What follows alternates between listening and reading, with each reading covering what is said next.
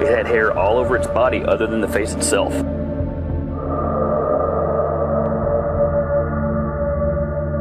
There are, in fact, 4 different types of, what we think of as Sasquatch or Bigfoot. Very wide, pronounced nose. There was also a very ominous odor. Phase 1 is to identify opportunities. I walked into a small clearing in less than 10-15 feet away from this enormous creature, and it scared the living hell out of me.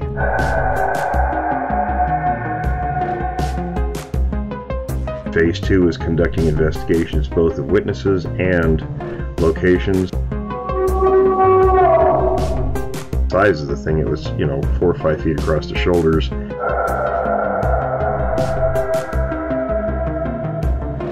Phase 3 is profiling research areas, what's there, how they move, feeding, things like that.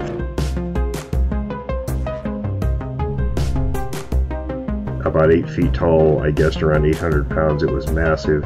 I had no idea that anything like that existed.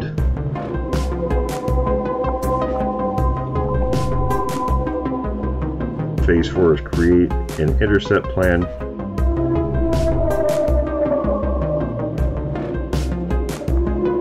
I decided to shoot in the air to see if maybe it would scare it off. Phase 5 is the intercept and resolve the issue phase. It didn't do anything, didn't react, and then I heard a noise from my right rear, and from out behind some brush come another one and walked over by the first one. That's when I decided to do what the dog did. I took off running. Welcome to Witness of the Unknown.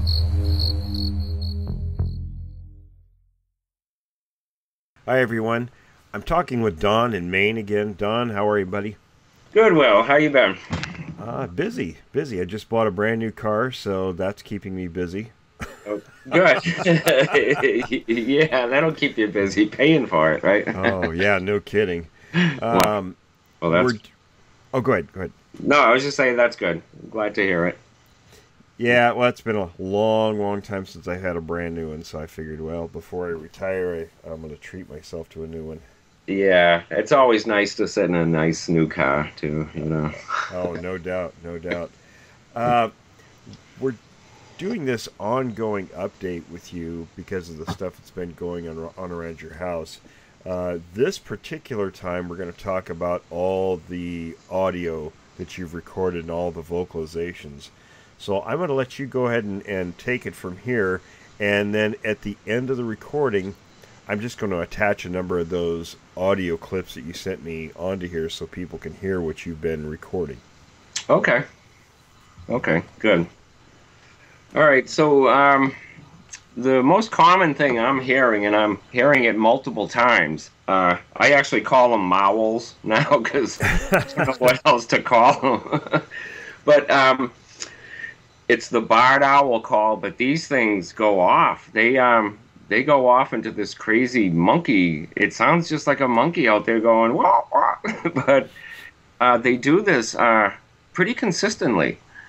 The same thing, I have it on several recordings, but the ones I sent you came in, they were actually right in my backyard, probably 150 feet from me doing this, and it was loud. Those ones are pretty common. The screams I sent you, I thought I've heard them before, and I thought they were foxes, but I've put fox up on my audiograph thing where I can put the sounds up and look at them. And what I notice about with the Bigfoot, their sound doesn't come out all like the foxes blow all their sound and then it dwindles down. The sound goes down, but the Bigfoot start off low and ramp up to the big sound. Correct, yes. Yeah, and I see that on all the recordings, but most of the animals we hear out there, even the foxes, they're initially they're letting all their sound out, and then it peters out. It was interesting. You what was it that you called the sounds again? Oh, the mowls. Mouths. I was recording last week's show was a second part of a two-part series I did with Richard in Idaho, and he was talking about a real recent experience he had where the Sasquatch were making these sounds near cattle, and he called it a moo roar. A moo roar. Because they would moo, and then it would develop into a loud roar at the end of that, so it was a moo roar. Right. See, and that's funny because that's kind of what they're doing here. They start off with the owl, and then it develops into that noise they're making. That, you know, I can't even explain. I try to do it. I can't do it. But yeah, and last Tuesday, I think, was the good one that I sent you, and I was sitting outside. I could hear him out there. I could hear him around my house, and I heard an owl way off in the distance. And I mimicked that owl, but I did it very softly, and I'm sure they could hear me do it around the house, but that's what started that one off. As soon as I did it, these things just went off, and they were doing that around my house. I mean, you can hear the volume in the recording, you know, in the echo. And another thing I mentioned on the text earlier is last year I noticed they were really ramping up the vocals right before they left. And I think they're going to be leaving soon because they're really ramping up the vocals these past couple weeks. And it's right at the same time of year that they've been leaving before? Yeah, November 7th they left last year. Okay. You know, and they really, like that week in November, they were really getting vocal out there that last week. And then it snowed like a few days afterwards. I didn't know if they knew that snow was coming, but... Now, do you think that they're doing this to let the other groups in the area know that they're going to be moving through the area? It's very possible, you know. Right. Depending, I mean, there's so little we know about the interaction between the groups, but it's very possible that's what's going on. I mean, I can't picture any other reason they'd be doing all that vocalizing and then leave. Right. That's what I'm getting from it. That's what it seems like. Now, one of the guys, the store owners around here that I showed the footprints to, he called me over. I think it was Wednesday. I saw him in the store, and he called me over, and he looked at me, and he said, "I wish I never talked to you." He goes out, he sets up trap lines, beaver lines, and he goes out midnight to 5 in the morning. Well, ever since I showed him the tracks, he's been looking around, and he told me he found a massive foot of track going into a gully. It's a dried river area, so it left some nice prints, and then it went up the bank, and he said it just pushed the bushes aside and trees aside, and you can just see where it went through. Now, I just saw this guy. I haven't got a chance to see him again, but he's got pictures of it. And I asked him, I said, "You got toes and everything?" And he said, "Oh, yeah." He said, "It's a clear foot, twice as big as his." And I said, "Oh, geez."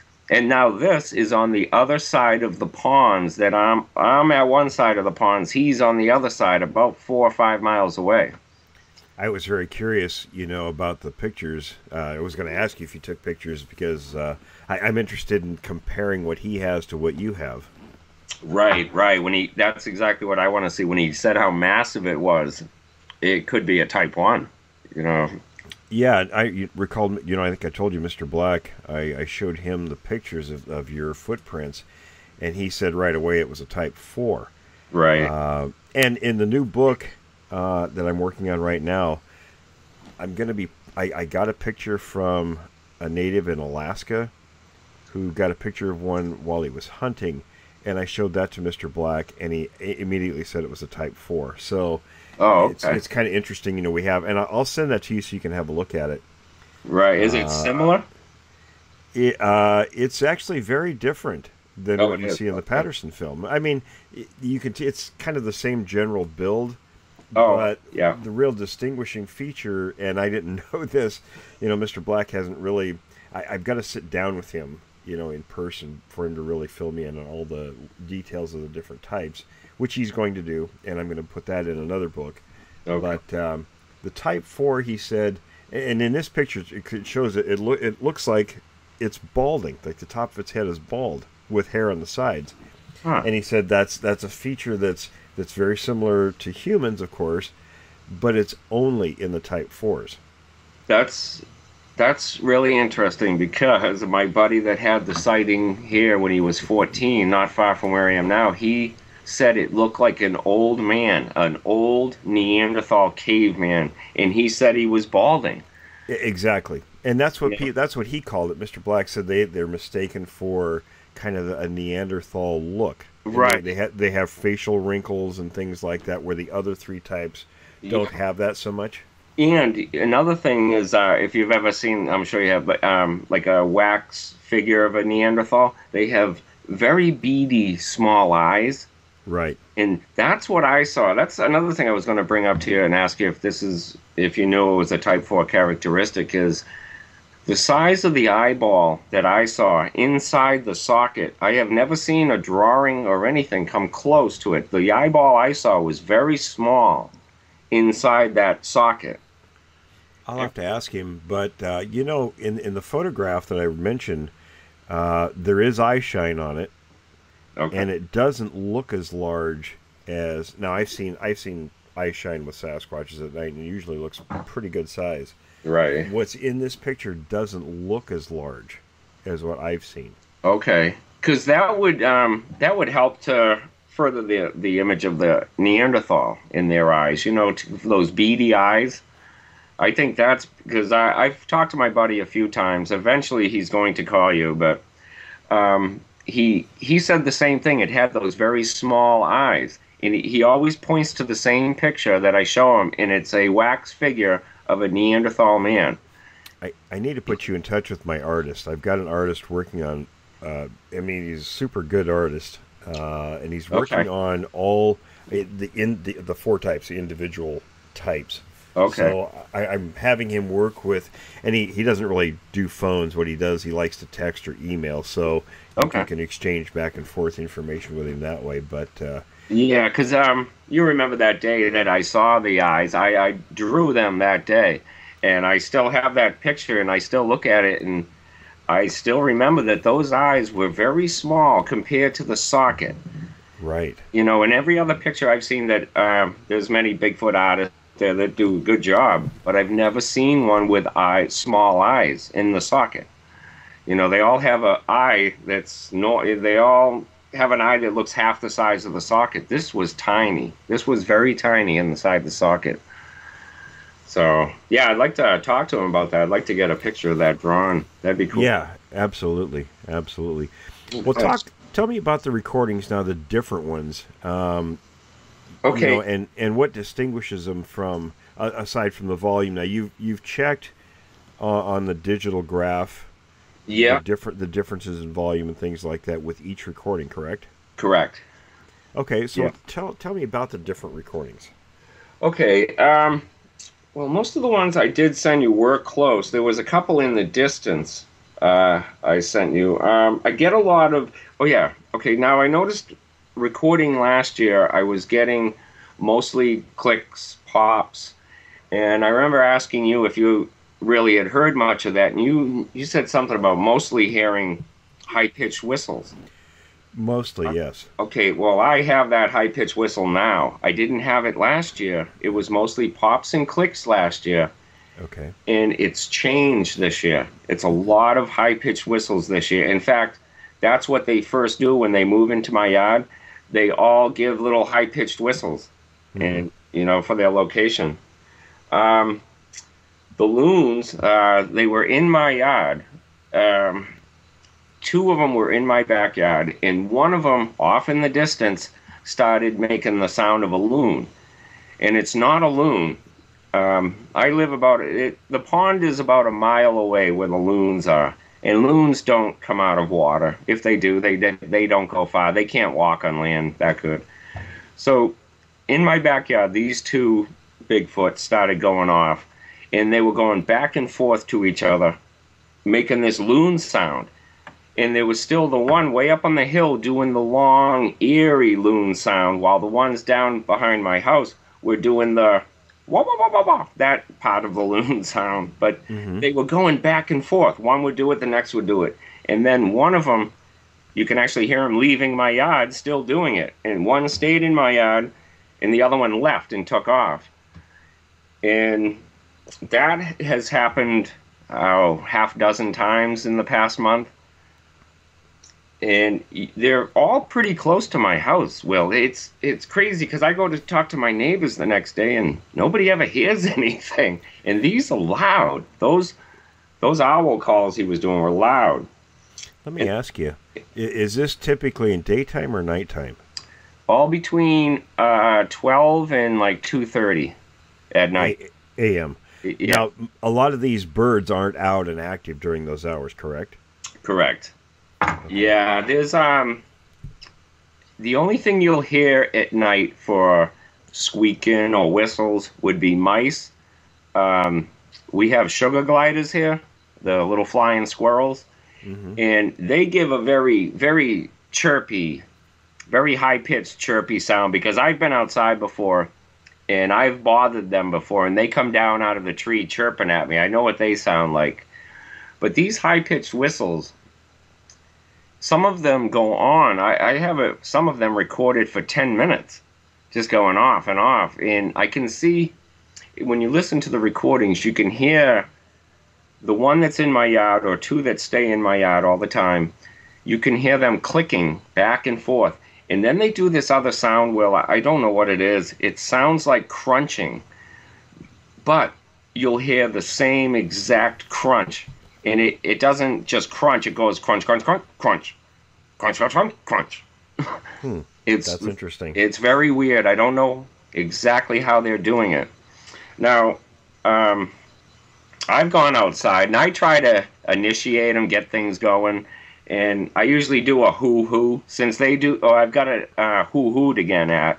One was, I was sitting outside, not about a week ago, just sitting on the ladder, looking out into the woods. It was about midnight, and one right across from me just gave me a hoo-hoo. So I gave him a whistle and went back in the house. And then about 4 days ago, I went outside. It was a little windy, and I had the recorder going, and I gave a hoo-hoo because I couldn't hear anything out there. And right behind me, I don't know, 50 feet in the woods, I got a whistle return. And that's exactly opposite of what happened 4 or 5 days earlier. And it's on the recorder. It's tough to hear the whistle, but you can barely hear the whistle. You can hear me do the hoo-hoo, but the whistle is very tough. The Belch Response was kind of interesting. I went out one night and I belched. I did that last year too, and I recorded that last year, and I think we talked about it. He clicked and popped as a reply, but this year he actually clicked at me and then belched back. You know, these guys are funny. They imitate all kinds of sounds. Yeah, it's funny. It was pretty funny. I mean, some of the noises they're making out there, these screams, and then I guess these things I call moans, just kind of like the, you know, I call them moans, but I don't know if they like to do it when I'm out there.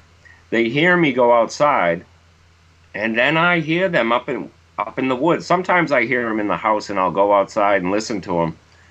But I'll go outside and sit there, and they'll start going off. I don't know if they're doing it to warn the others that I'm sitting out there. That's probably, well, maybe not a warning so much, but just to let them know. They're letting them know that you're outside, and that's typically, what goes on. That is right. Okay. Yeah, that it's funny because it's different too. Like the other night, a scream came out of the woods, and it sounded like a fox or a cat, but I got 3 of them recorded, and there's something different about them. One of them is longer than any fox scream that I've heard or that I found online.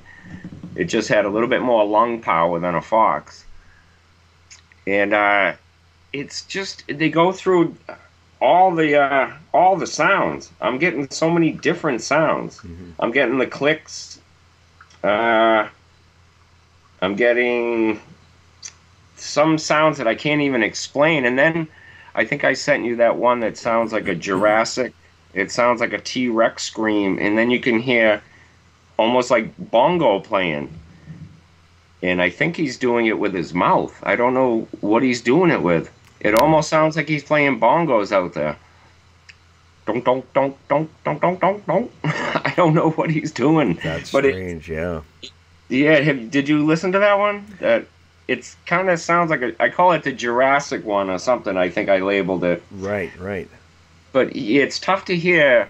You can hear the Jurassic scream, and then it's tough to hear those bongos, but then they come in. Then you can hear them. Mm-hmm. I don't know what's changing. Maybe the wind changed.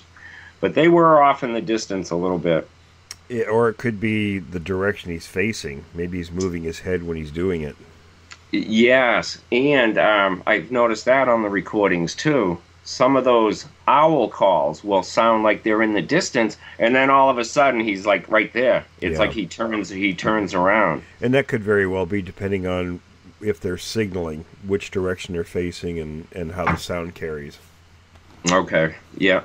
And now the other night, this was I've been taking the guitar out, and the guitar is bringing one of them in very, very close, like little unnerving. I get up every time and go back in the house. He's coming in close. I could hear him breathing. He came in that about 50 feet from me. Well, I could hear him brushing against the leaves and just coming in very slow. And I can't see out there. It's pitch black, and he's only 50, 60 feet from me. And I just had to get up and go back in the house. And I really don't want to just blast a light right in his face, you know. I don't want to turn him away. I really want to get him on film first. Yeah, going back in the house is probably the best response. Yeah, I let them know. When I know that they're out there, I just put my hand up and go right in. I go in the house. When they let me know that they're there, I go in. Mm-hmm. Yeah, I still tap on a rock every time I leave the woods. And when I'm not going to return to the woods anymore, I tap on a rock. And the recorder is very close to that. You can hear me tap on the rock on the recorder. And they are right there when I put the recorder down. Mm-hmm. And when I get the recorder in the morning, they are still there. Now this morning, I went out to get the recorder, and something didn't take off running. It was near the recorder as I was walking up to it. It just walked through the brush and stopped in the wood line. It was about 6 o'clock this morning. It was still a little dark out.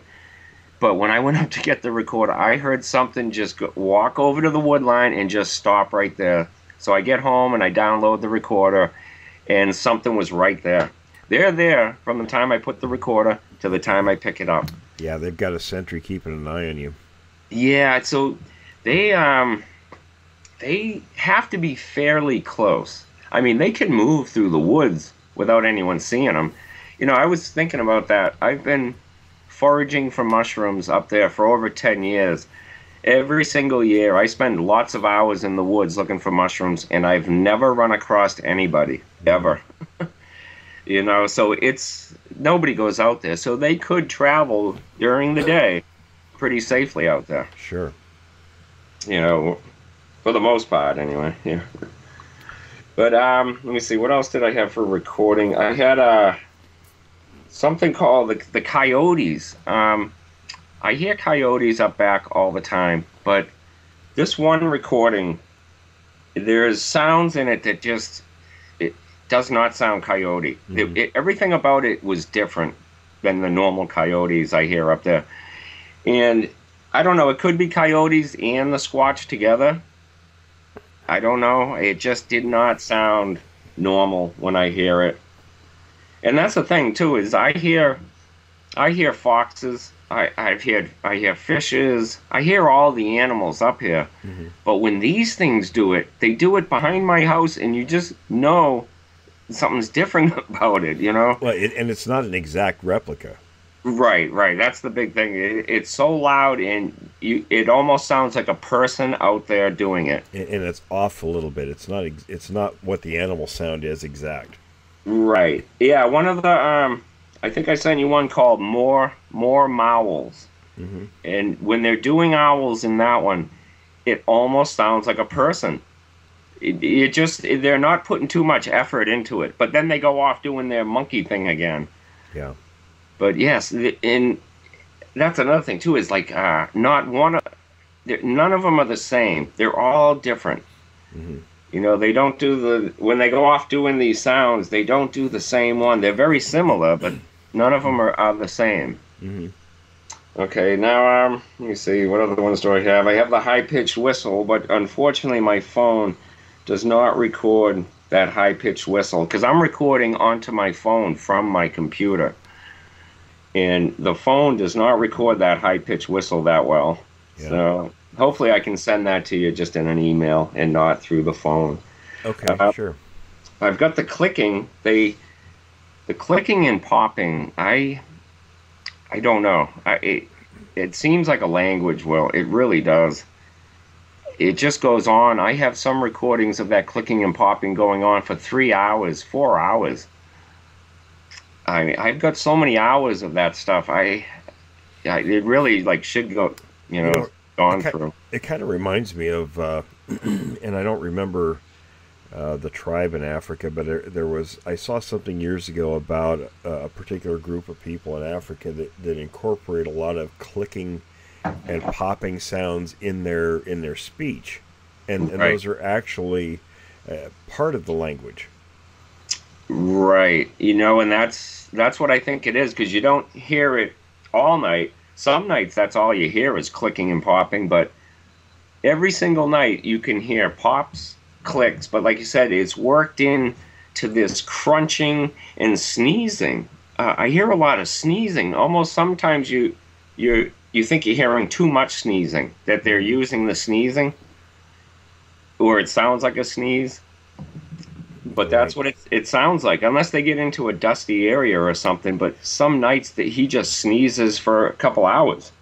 It almost makes me wonder if it isn't a fairly younger group, and like with kids or even chimps and other primates, will do a lot of things that maybe adults, older adults wouldn't do. So maybe it's kind of experimental on their part, doing all these different noises. Or I'm just kind of spitballing, but no, it's a good theory though. No, it makes sense though.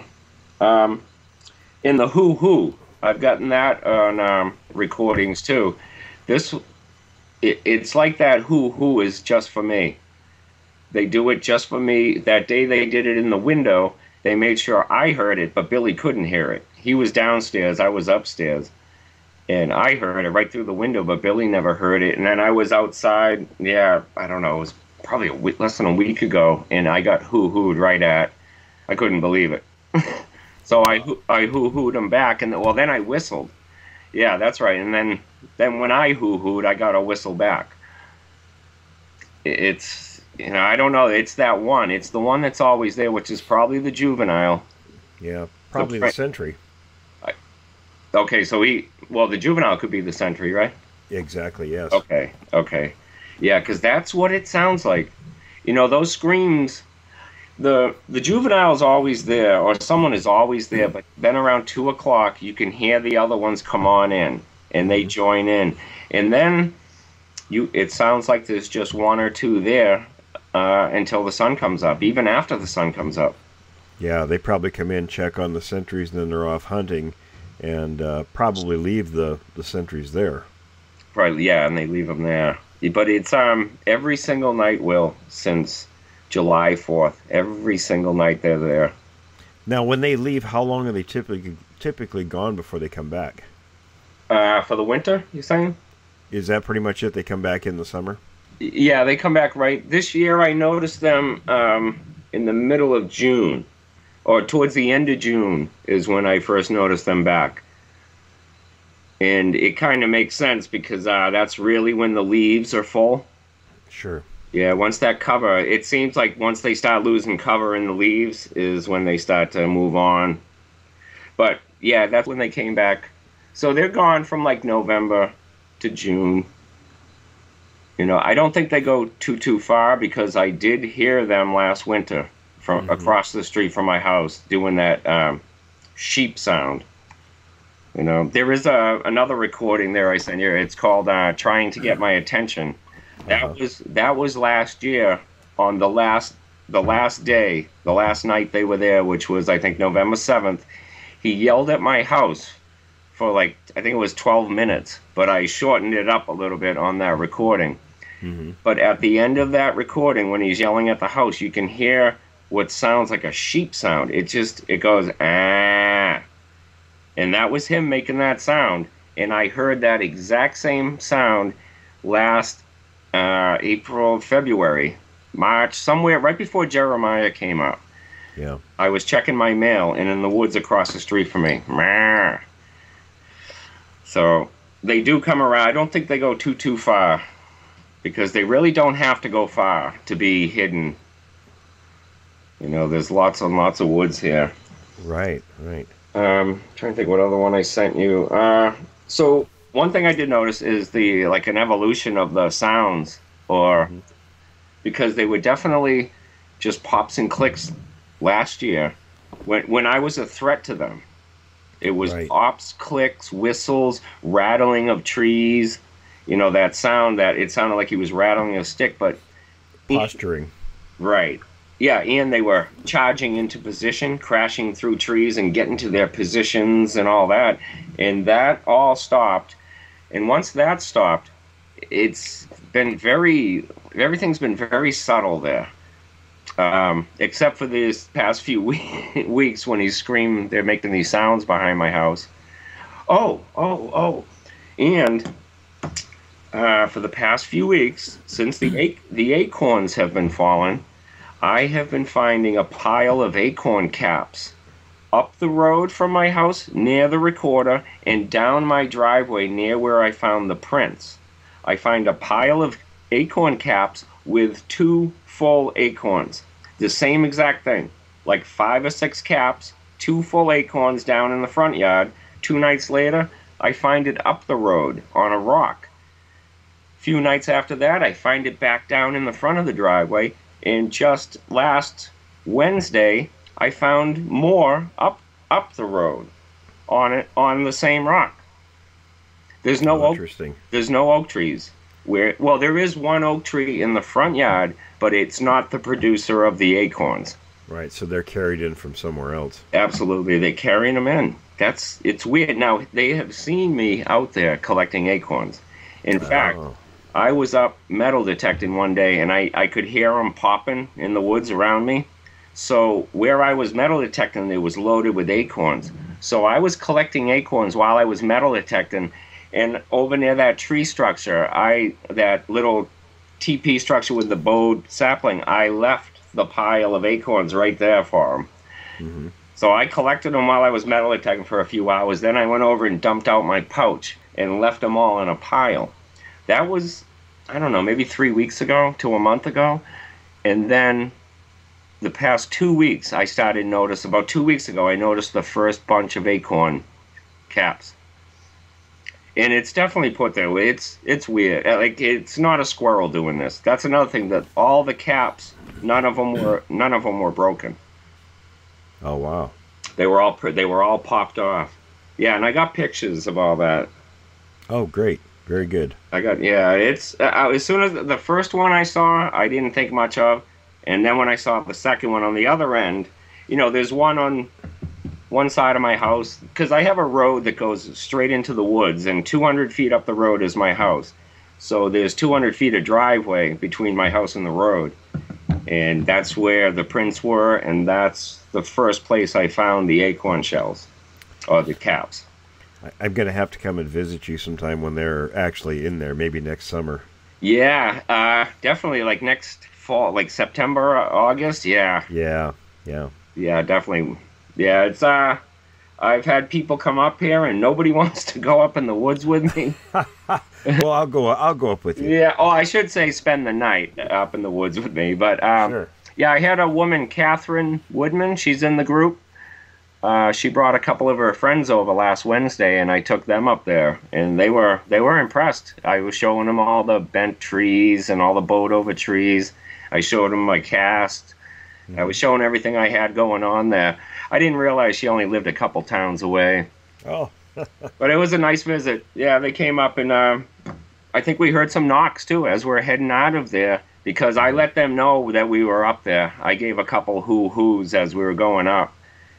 And when we turned around to leave, we got a few knocks right from the area where I think they are. So that's all we heard. But it was interesting.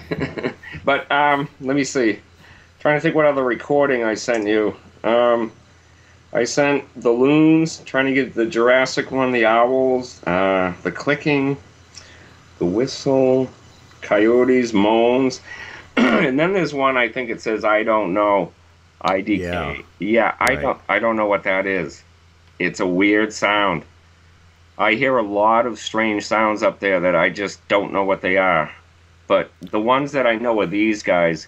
These guys, they create echoes. These things are loud, Will.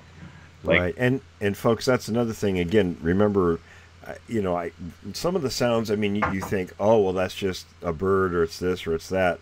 But Don has actually run these through a program where you can look at the volume. So it's not normal animal sounds. No, the especially the belch. The belch I got, when you put it on a spectrograph, it goes completely off the top and it goes completely off the bottom, which means I'm missing some of it. Yeah. My mic just can't get those highs and lows frequencies, Yeah, you need a little better recorder, maybe. Exactly, yeah. I'd like to get a nice little reel-to-reel or something out there, Right. Something different. I definitely need something different out there, but a different type of microphone I'm going to need out there for those lows, because on my recordings, when these things, they're coming near my recorder now. And I think I mentioned before that 2 days in a row, they're making P sounds. They're going into the recorder. Oh, wow. Yeah. Yeah. They're making, it sounds like and I'm going, what the heck is that? And I've heard some weird, voices out there, blah, blah, blah, stuff like that. And there's so many. When you asked me to get some sounds for you, I was going to say, pick a day. I really was going to just say, pick a day, and I'll get all the sounds from that one recording of that day. And that's how it's been. It really is. Unfortunately, a lot of the stuff is you really need headphones to listen to some of it. Right. To get those, the ones way up on the hill in the back. But it's incredible, the sounds that are coming out of there. Just by listening to those owl sounds, you can just tell. Yeah, absolutely. But that Jurassic sound is really, it almost sounds mechanical. And I've heard a couple screams up there that almost sound mechanical. I don't know if that describes it right, but, just like that Jurassic, like a T-Rex scream. Yeah. It's almost mechanical, you know what I mean? That's the way it affects the recorder, I should say. That's more likely, yeah. It comes across like tinny, you know what I mean? A little tinny in the recorder. So, yeah, I definitely like to get a different recorder up there next year. Absolutely. Well, was there anything else you wanted to bring up? Think. Or? There was, actually. I took a picture in August of that rock with the stick leaning on it, and you asked me a question. You said, is that rock in the sun? And it's the only rock in that area in the sun. Interesting. Yeah, I was wondering why you asked me if it was in the sun. I'm trying to remember now. Okay, all right. I'll have to think about it and get back to you. Okay, it was a big white rock that, it's good size rock, and it had about an 8-10 foot stick leaning on it at an angle, but neither end was touching the ground. Oh, the visibility. Because if it's out in the sun, it's going to be more visible than something in the trees. Yeah, and it's a big white rock, too. So it's visible from some distance or different viewpoints. Absolutely. So it's a marker. Okay, yeah. And it almost looks like, because this rock is on my property line from my neighbors, and it almost looks like they put the stick there to say, this is us over here and you there. That's very possible, sure.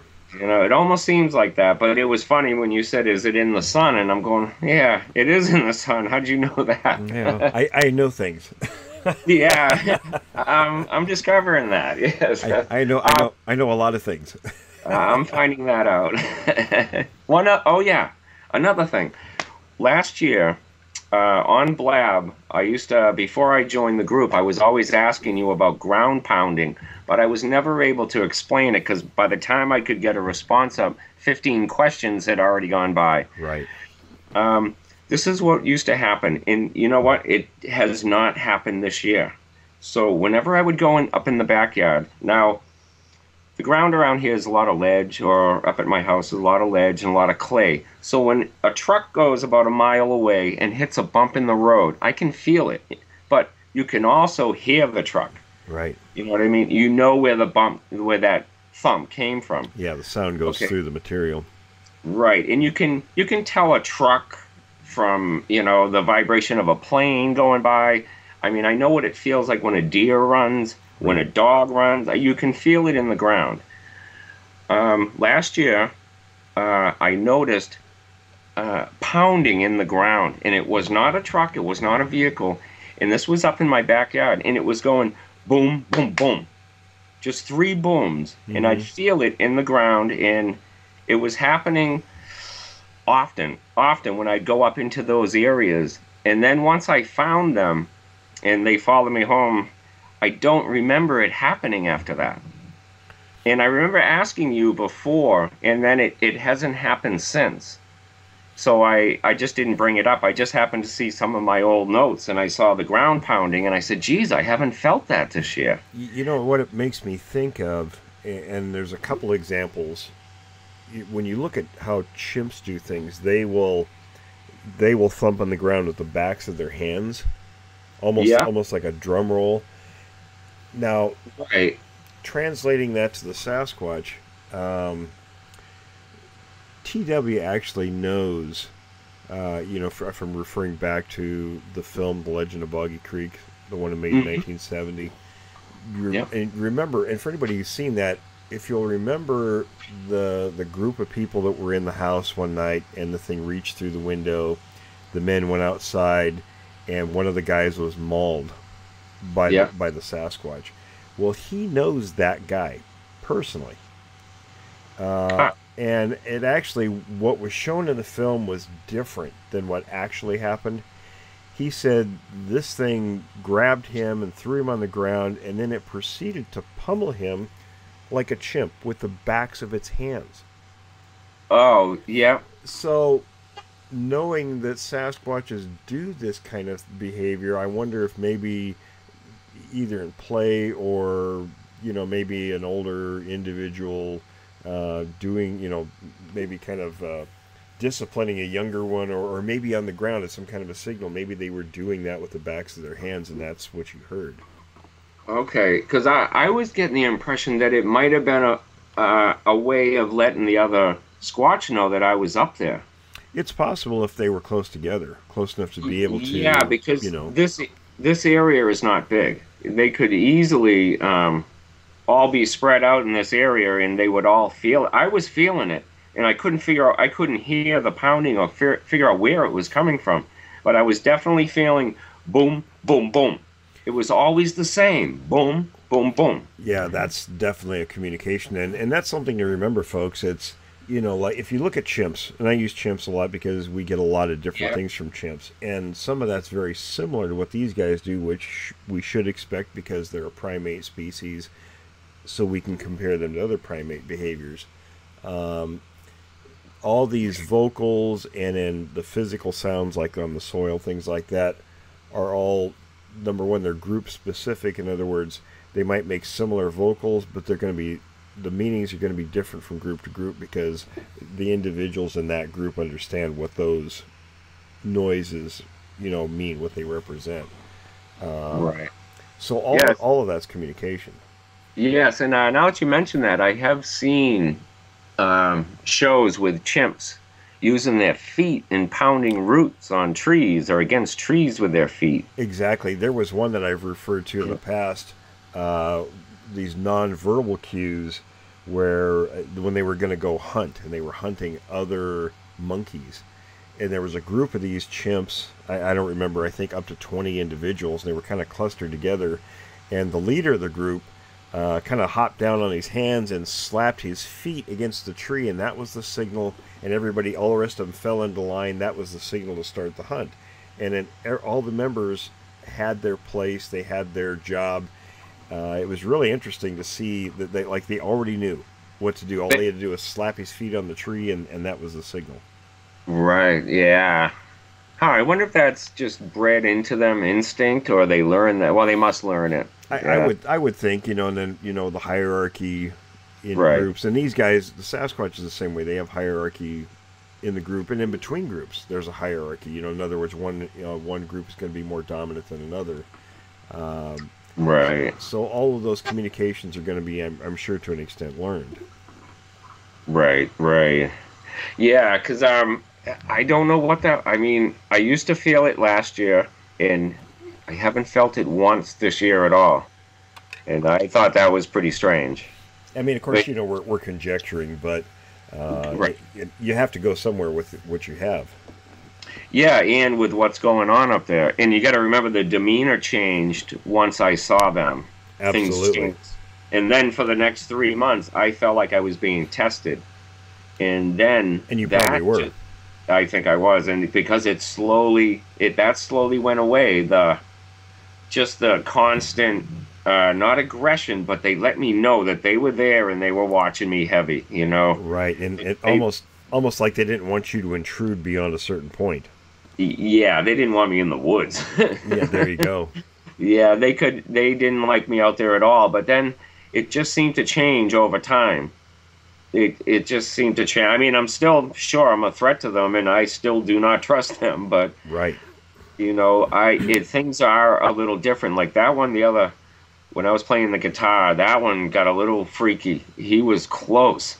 He was so close to me, Will. I really wish I could have just had like a camera just to snap a bulb shot, but that would have been the last picture I ever would have got, Very likely. I think so, yeah. If I shot a bulb in his eyes, I don't think he would have been too happy. Probably not. No, because I go out of the way and make sure I don't shine flashlights out there, because I know that as soon as that light goes out there, I can hear them take off. So I just shine the light down in front of my feet when I walk up there, and it's crazy going up there to put the recorder, because I can hear them up there. And sometimes I walk past them, and I get up on the hill further than they are, and now I have to go back by them again to get back to my house. And but I know they're watching, and you can hear it on the recorder. As soon as I walk away, they start clicking. Yeah. And it's really crazy. I don't know what I know.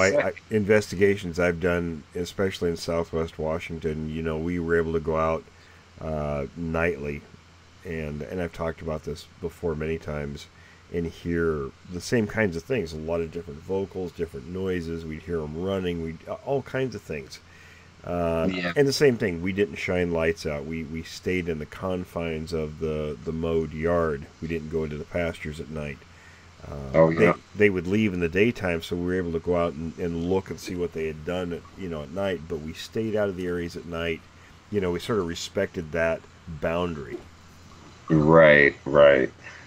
Yeah, that's I think I know where they are now. I think they actually moved from last year. They moved to a different spot, but I think they got into this spot last year. I think they moved once I saw them, and they moved to the other side. Now, all the action at my house, every noise, anything I hear going on at my house is always in the same 150 feet of wood line, and they always take off away from me in that direction.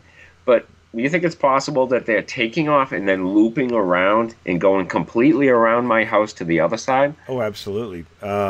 They would like lure me in the opposite direction, right? Do you remember my doing an interview with a gentleman named Chris up in Canada? Yes, I do, actually. And Chris is a native. He's a Salish Indian, and he was telling me, and I kind of caught him off guard. He said, when he had his encounter, he was elk hunting, and I said something about the alpha looping back around. he says, that's exactly, he says, I never thought about that, because usually the dominant elk in a herd will do that after the herd has come through. The dominant member or individual will loop back around, and he said that's what the Sasquatch did. And he says, how did you know that? Again, I know things. You know things, right? Yeah, because that's because I know where they are now. Me and Jeremiah, when we were here and when he found the bone, we were heading right to them. It's where the moose came from, is where they are right now. And it's completely on the opposite side of my house from where they show themselves, and they always take off into the woods that way. Let me ask you something. Is that area that they go into all the time, does it have more cover than the other areas surrounding there? Yes. There you go. That's the reason they're going that direction. Nobody goes into it. It's very, very wet, swampy, and nobody goes out there. Me and Jeremiah, this is funny. I was talking to Jeremiah. I said, do you remember when we were following the moose and we were going and we couldn't believe that the moose was getting between these trees? Like there was some really narrow gaps between trees. And then I said to Jeremiah, I said, do you remember me saying I couldn't believe the moose got underneath all those bowed trees? And I thought they were bowed because of the snow. There was snow on the ground. But I've gone back to that spot, and there are bowed saplings everywhere, and that's as close as I will get, because I know that they're in the... Right. I know they're in that area because, and there's another reason too, is the closest house to that swamp, their dog barks every single night at sunset. Oh, there you go. Like clockwork. And that's the same dog that was on the recordings last year barking, and we could hear him running in the woods from the dog bark. Right. It's the same dog, yeah, every single night at sundown. I went down and talked to the people. I've actually been talking to people around the area, because a lot of people let their kids walk the dogs into the woods. Yeah. And I just see kids out there with dogs, and I said, geez, I better say something. Give them a heads up. Yeah, just in case the dog gets a whiff of something and takes off after something, Right.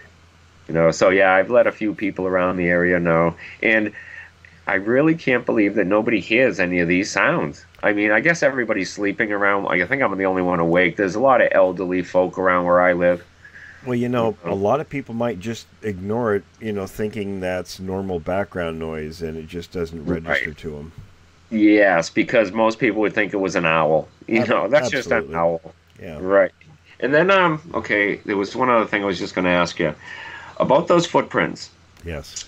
When you really look at those footprints, the ball of the foot is tiny on those prints compared to a human ball. If you took away the toes on those prints, there's no ball of a foot. There's barely any ball there. Is that? I guess it must be a characteristic of the type 4. Yeah, it's very. They have a different structure than a human foot. Yeah, it's definitely off. Right. Even when you look at tracks from Northern California and other places, you don't really see a pronounced ball in the foot. It's very different than a human design. Oh, okay. And there's one good track I didn't notice before, but we'll have to look at it when you get the tracks. But okay, the ball of the foot slid and his toes opened up. His toes extended. Oh, interesting. Yeah, so you can tell that they are curled up. And I'll tell you something. I remember Renee DeHinden telling me years ago, when they looked at all the prints in Northern California, and there were thousands of them. They used to describe them as peas in a pod, because it was just the little round part of the toe. Right. And he said they have to be curling their toes when they walk, because that's the only part that shows is that. And then there was the ridge between the fore part of the foot and the toes, so that would account for the toes being curled. Right. Yeah, that's the exact impression I got when I saw these prints. Yeah. It looked like his toes were curled, and I'm pretty sure you're right about that foot having an injury. When you really look at both of them, there's something up with his right foot. Right. And when you're walking around barefoot out in nature, I mean, of course, the most startling example was the Cripplefoot, tracks from eastern Washington back in 1970. But, injuries are going to happen. I mean, you see it in all animal species. Normally, a lot of animals, if they're too handicapped, they die, of course. But with the Sasquatch, seeing a foot that's injured, and when you look at those prints, it's the one foot and not the other one. The other one's pretty normal. So I think it's pretty obvious it's an injury. Yeah.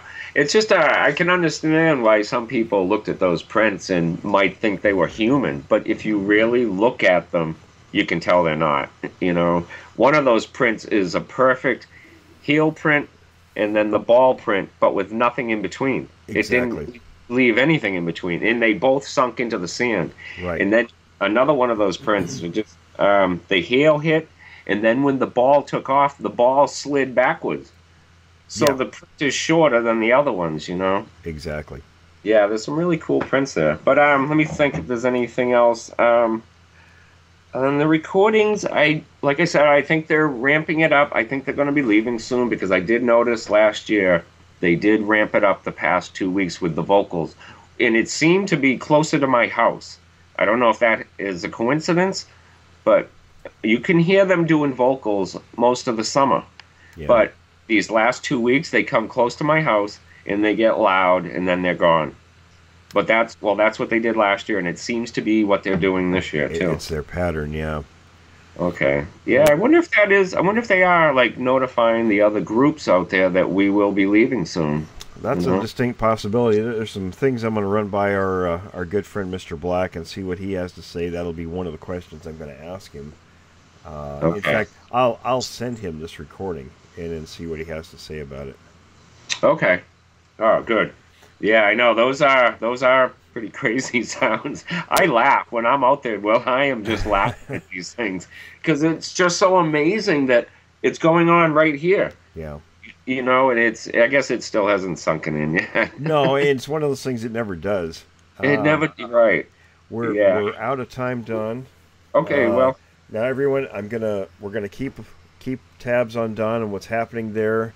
Of course, if they don't go away or if something happens between now and then, we'll do another update. And if we don't, nothing happens, then we'll keep our eyes on things for next year. But I'm going to put the recordings you sent me. I'm going to attach them right now.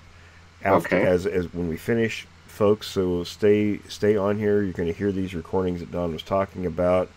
And Don, thank you again, my friend. We'll keep up with you and what's going on there. Oh, good. I'm looking forward to it. Thank you, Will. All right, my friend. We'll talk to you soon. All right, well, you have a good night. Everybody out there, be safe. All right, buddy. Okay, we'll see you, Will.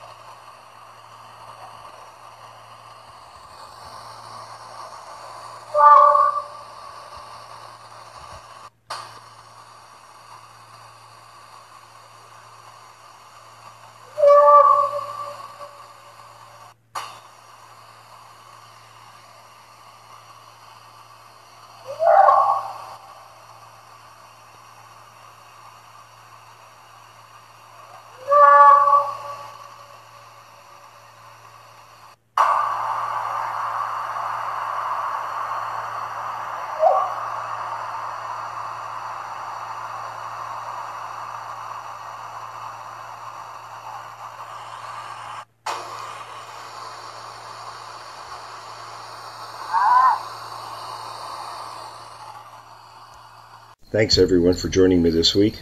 Be sure to tune in again next week as we explore another account from a witness of the unknown.